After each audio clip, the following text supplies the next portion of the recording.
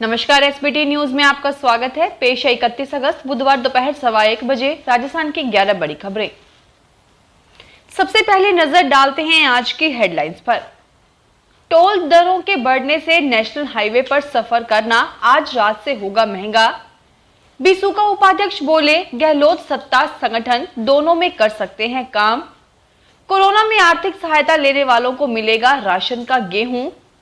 पशु चिकित्सा कार्मिकों का सामूहिक अवकाश आज तीसरे दिन भी जारी। सहेज कर रखे हैं शादियों के 50,000 कार्ड। और अब खबरें विस्तार से सुनिए। राष्ट्रीय राजमार्ग प्राधिकरण की ओर से राष्ट्रीय राजमार्ग 48 पर हरियाणा के मानेसर से जयपुर के बीच में पड़ने वाले 3 टोल प्लाजा शाहजहांपुर, मनोहरपुर और दौलतपुरा की दरों में बढ़ोतरी की गई है। इससे जयपुर दिल्ली की यात्रा करने वाले निजी एवं सरकारी वाहनों को बुधवार मध्य रात्रि से अतिरिक्त भार पड़ेगा। दिल्ली से जयपुर की यात्रा करने वाले यात्रियों की जेब पर टोल वृद्धि का अतिरिक्त भार पड़ेगा।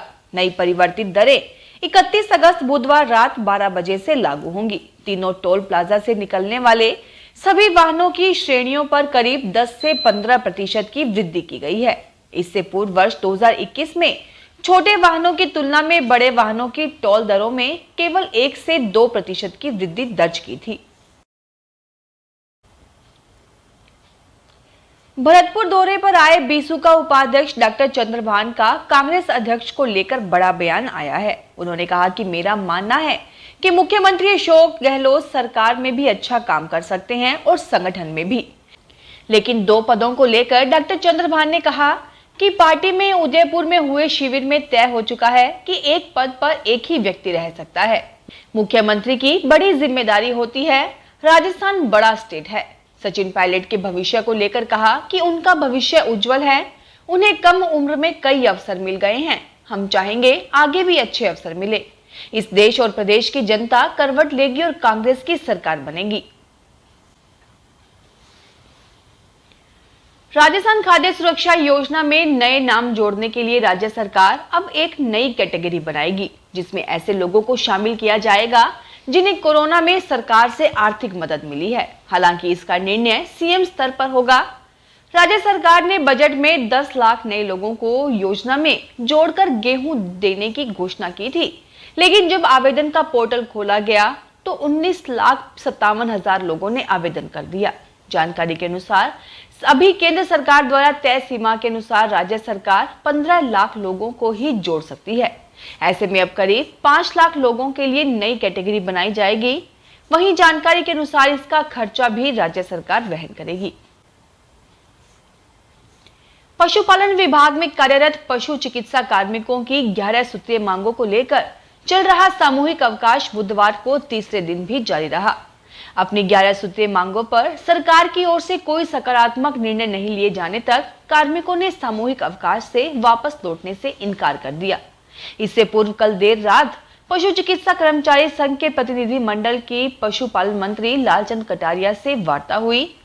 संघ के प्रदेशाध्यक्ष अजय सैनी ने बताया कि सौहार्दपूर्ण वातावरण में हुई वार्ता में कोई सकारात्मक परिणाम नहीं निकला, जिसके बाद कार्मिकों ने अपना सामूहिक अवकाश जारी रखने का निर्णय लिया है। आज गणेश चतुर्थी है। हर कोई गणपति बप्पा की भक्ति में लीन है, लेकिन अपने राजस्थान के जैसलमेर के लाधू राम बल्लाणी जैसा गणेश भक्त नहीं देखा होगा। इनकी भगवान गणेश के प्रति श्रद्धा देखते ही बनती है। लाधू राम बल्लाणी का शादी के कार्ड एकत्र करना शौक नहीं है, बल्कि आस्था है। शुरू से ही भगवान गणेश के परम भक्त रहे बुजुर्ग बल्लाणी ने आज से करीब 60 साल पहले यह देखा कि लोग शादी के कार्ड को नष्ट कर देते हैं। इन कार्ड्स पर भगवान गणेश की फोटो होती है। इस पर उनके मन में ख्याल आया कि इस तरह से भगवान के फोटो लगे कार्ड को नष्ट करना सही नहीं है। अपनी आस्था के चलते उन्होंने शादी के कार्ड एकत्र करने शुरू कर दिए। वर्तमान में इनके पास 50,000 से अधिक शादियों के कार्ड एकत्र हैं। बाड़मेर शहर की आधी आबादी के लोगों को 30 साल बाद बड़ी राहत मिलेगी। बाड़मेर नगर परिषद क्षेत्र का 41 साल बाद विस्तार होगा। इससे करीब 60,000 आबादी नगर परिषद की सीमा में जुड़ जाएगी और साथ ही नगर परिषद क्षेत्र में 55 की जगह 75 वार्ड होंगे। ऐसे में लंबे समय से मूलभूत सुविधाओं के लिए लोगों को परेशान नहीं होना पड़ेगा। नगर परिषद ने इसको लेकर तैयारियां पूर्ण कर पत्रावली स्वायत्त शासन विभाग को भेज दी गई है। अब जल्द ही सरकार से स्वीकृति मिलने की उम्मीद है। गत सरकार ने 31 अगस्त 2018 को सीमा का विस्तार कर बाड़मेर ग्रामीण, बाड़मेर आगोर, बाड़मेर गादान व बाड़मेर मगरा समेत कई इलाकों को शामिल कर सीमा का विस्तार करने के लिए अधिसूचना जारी कर दी थी। अब फिर से उसी गांवों व इलाकों को जोड़ने के लिए नगर परिषद ने सर्वे करवाया है। राजस्थान लोक सेवा आयोग ने RAS मेन 2021 का रिजल्ट मंगलवार शाम वेबसाइट पर जारी कर दिया। आयोग की ओर से रोल नंबर की सूची जारी की गई। यदि कोई उम्मीदवार विज्ञापन या नियमों के अनुसार निर्धारित पात्रता की शर्तों को पूरा नहीं करता है तो उसकी उम्मीदवारी को आयोग द्वारा घोषणा के बाद भी अस्वीकार कर दिया जाएगा। पर्सनैलिटी और वाइवा टेस्ट की डेट अलग से घोषित कर दी जाएगी। आयोग सचिव HL अटल ने बताया कि मुख्य परीक्षा 2021 के रिजल्ट में 2174 कैंडिडेट साक्षात्कार के लिए पूर्णतः अस्थायी रूप से सफल घोषित किए गए हैं। माननीय उच्च न्यायालय में याचिकाएं विचाराधीन होने के कारण 259 कैंडिडेट्स का परिणाम सीलबंद लिफाफों में रखा गया है। राजस्थान में अगले साल विधानसभा चुनाव है और वर्तमान में वोटर ID को आधार से जोड़ने का कार्य चल रहा है। निर्वाचन विभाग की ओर से वोटर ID को आधार से जोड़ने का यह काम विदेश में रह रहे देशवासियों को मतदान से जोड़ने का मजबूत आधार साबित होगा। ये काम इसी दिशा में मजबूती के लिए किया जा रहा है। हालांकि इस पर अंतिम फैसला चुनाव आयोग को सभी पार्टियों से मशवरे और सहमति के बाद होगा। बहरहाल राजस्थान में 1 से 29 अगस्त तक 3 करोड़ से अधिक मतदाताओं को आधार से जोड़ा गया है, जो कि कुल वोटरों की तुलना में 60% है। उदयपुर में पर्यटन व उद्योग को बढ़ावा देने के लिए राज्य सिडको के अध्यक्ष राजीव अरोड़ा ने केंद्रीय नागरिक उड्डयन मंत्री ज्योतिरादित्य सिंधिया को पत्र भेजकर उदयपुर से दुबई, अबू धाबी, दोहा, अमीरात, कतर आदि के लिए उड़ान शुरू करने की मांग की है। उन्होंने कहा कि कई दशकों से कई बड़े औद्योगिक घरानों, सेलिब्रिटीज, फिल्मी हस्तियों द्वारा अपने शादी व मांगलिक कार्य का आयोजन करने के लिए उदयपुर का चयन किया जा रहा है। विश्व में ग्रीन मार्बल भी केवल उदयपुर क्षेत्र में उपलब्ध है, जिसकी खाड़ी देशों में भारी मांग रहती है।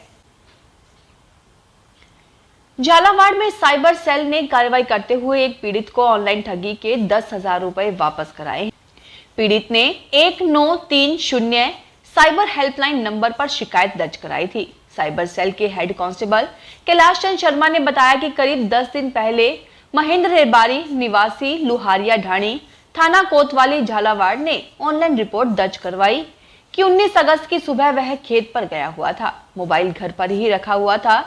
जब मैं खेत से वापस घर आया तो मुझे मेरे बेटे विजेश्वरा ने बताया कि पापा, आपके मोबाइल पर एक कॉल आया था जो अपने आप को आपका दोस्त बता रहा था। उसने मुझसे कहा कि बेटा, मैं आपके पापा के खाते में रुपए ट्रांसफर कर रहा हूँ, जिसे आप प्राप्त लिंक को क्लिक करके बैलेंस चेक करके बता दो। इस पर मैंने प्रोसेस किया तो कोई रुपए प्राप्त नहीं हुए, बल्कि खाते से रुपए कट गए। इसके बाद मैंने बैलेंस चेक किया तो मेरे बैंक खाते से अवैध ट्रांजैक्शन से कुल 10,000 रुपए की राशि मेरे बैंक खाते में आने की बजाय खाते से डेबिट हो गई। भीलवाड़ा कलेक्ट्रेट में मंगलवार को राजस्व अधिकारियों की बैठक में जिला कलेक्टर आशीष मोदी ने आसीन तहसीलदार प्रवीण चौधरी को कम प्रोग्रेस के लिए डांट कर खड़ा कर दिया। जब तहसीलदार खड़े हुए तो उन्हें जींस पहना देख जिला कलेक्टर ने उन्हें बैठक से बाहर निकाल दिया।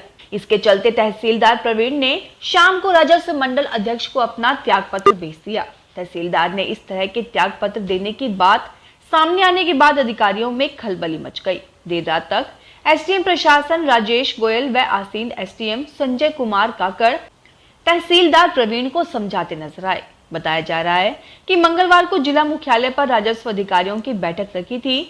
प्रवीण को जींस पहना हुआ देख जिला कलेक्टर भड़क गए। फिलहाल इस बुलेटिन में इतना ही, फिर हाजिर होंगे और बड़ी खबरों के साथ। अगर आप भी अपने आसपास की छोटी बड़ी और महत्वपूर्ण खबरों से अपडेट रहना चाहते हैं तो सब्सक्राइब कीजिए हमारे चैनल एसपीटी न्यूज को और प्रेस कीजिए बेल आइकन पर।